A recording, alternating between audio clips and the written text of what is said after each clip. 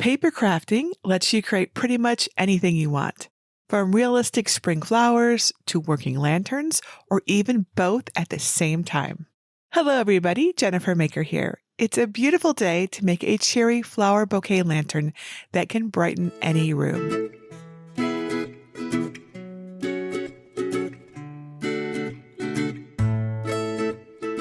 Flower bouquets are a simple yet versatile way to bring beauty into a room or mark special occasions shared with loved ones. This paper flower bouquet has a dozen multi-layered flowers you can arrange however you like. Plus, I'll show you how to swap their colors to match any theme or palette. But the real magic is in the light-up vase. I made the inside large enough to fit fairy lights, tea lights, or even LED puck lights for different effects. Whether you choose warm and steady or color-changing mode, brilliant light shines through the panels in every direction. I can even show you how to create your own lantern panels for a truly personalized vase. Can you believe cardstock and craft glue are all you need to put these lanterns together? There are lots of pieces, so I let my Cricut cutting machine do all the work. You can also cut vellum diffusers to create a soft ambient glow or skip them for a bright, bold statement piece. You can find the free files, materials, and written instructions at JenniferMaker.com/740. There's even a mini version to make with a joy. If you need help with the Cricut design space steps like planning your colors to add dimension or managing creases for 3D shaping, I'll show you that at the end. This design uses shaping and colors to create realistic details. You can use any colors. I used darker petals in the back and lighter ones in the front to create depth. I did the same with the centers and foliage while keeping the small flowers and buds white to balance the bouquet. Now it's time to make our flowers bloom. Start with your pieces face up in organized piles. I like to keep the foliage and bud pieces together, and all the vase pieces together as well. Stack the large flower pieces in like piles. Back petal pieces first, then the front petal pieces, then the back center pieces and the front center pieces. Stack the small flower pieces the same way. Start with a back petal piece and add a small dab of craft glue to the center, then place the front petal piece on top, rotating it slightly so the petals fill in the gaps. I'm using Barely Art Precision craft glue, which sets with a little pressure. Gently wipe away any excess with a paper towel or finger. Glue the center pieces together by placing the smaller front piece in the center of the larger back piece. Then glue the center pieces to the petal pieces. Assemble the remaining 5 large flowers the same way. Assemble the 6 small flowers the same way, but with one less petal layer. Real flowers aren't flat, so add a little dimension by lifting and gently curling the dry petals around the centers. Your finger or a round tool like the scoring stylus can help. Now you have a dozen blooming flowers. Budding flowers often show the sepals, which hold the petals together, so we'll tuck our buds between the layers for a similar look. Layer the foliage pieces so the 2 bud sepals with 4 points line up to make sure they're oriented correctly. There are also 2 stems with circle ends on the left that also line up. Add a small dot of glue to the bottom front of a bud piece and attach it behind the front layer's sepal so it rests between the 2 foliage layers. Repeat for the remaining buds. Flip the front foliage and add glue to the back. Use lines for the stems and dots for the circles, and add just enough to the flower buds to attach them to the back foliage layer. Then flip it face up and align it on top of the back piece. Press and hold to adhere the pieces. Next, arrange both styles of flowers on the dots. Once they're positioned, lift each flower, add a small dot of glue to the circle, and center the bottom of the flower back on the dot. Our flowers and foliage are ready for their new home. Now we can make the vase. With your flowers face up, add glue to the bottom lip of the foliage. Line up the top lip of a main vase frame piece with the foliage piece's bottom lip, then press and hold to adhere. Flip over the pieces, then add glue to the foliage's bottom lip and the frame piece, avoiding the slits and keeping close to the edges. Place the other main vase frame piece on top, making sure all the slits are aligned, then press and hold until the glue sets. Next, take the vase piece with slits at the top and bottom of the neck and slot it inside the frame. Fold the 2 frame pieces flat against each other, then slot in the final frame piece. Unfold the frame pieces and stand the constructed frame upright. Insert the bottom base piece into the frame, lining up the slits.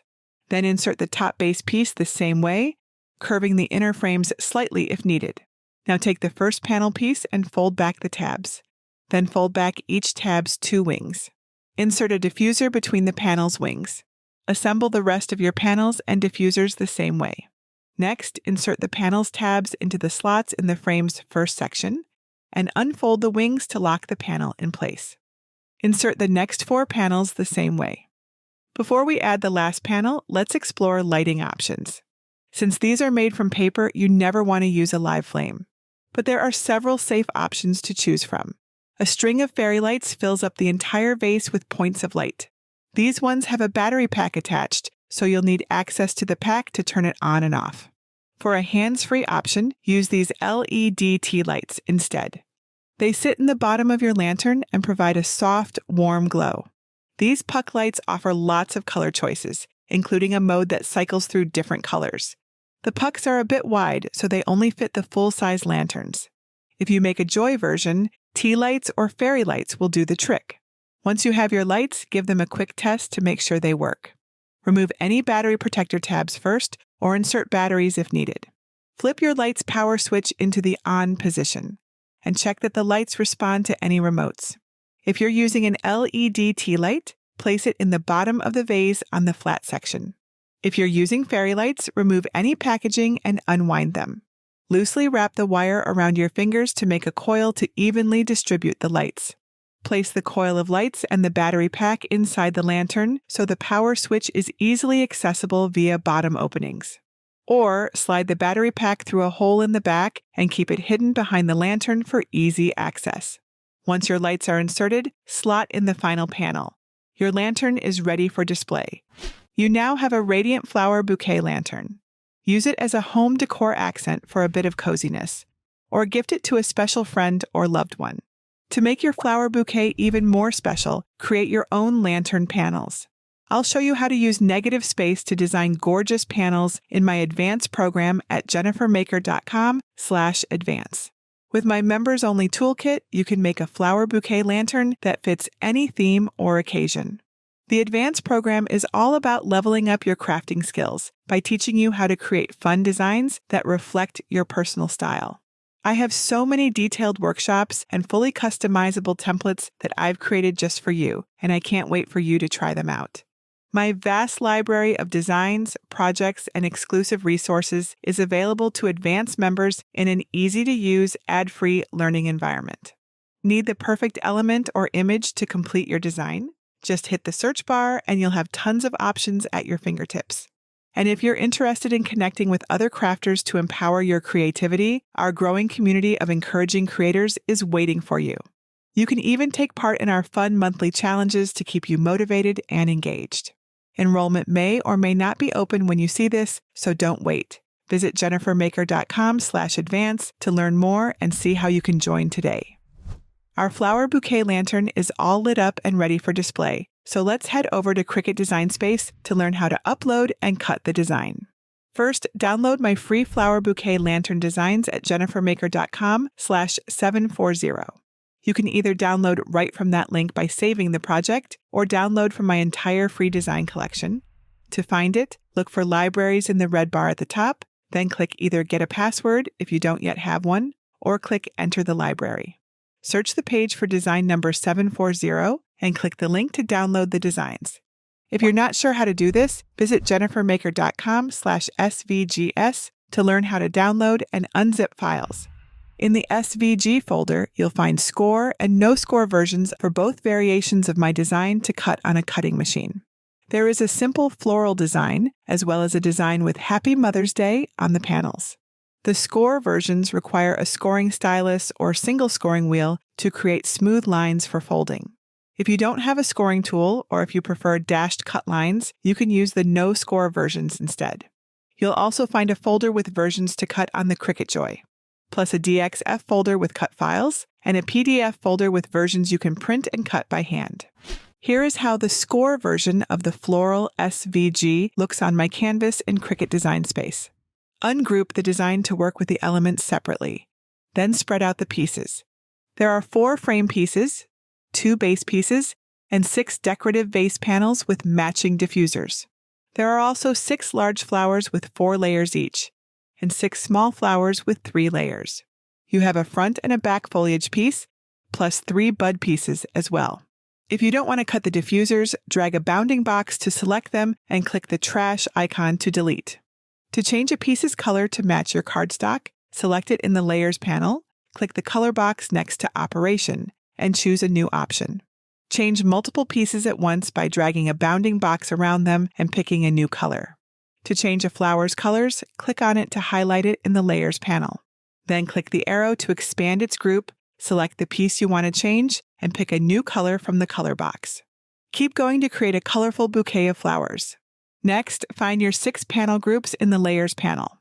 Click the arrow to expand the first group.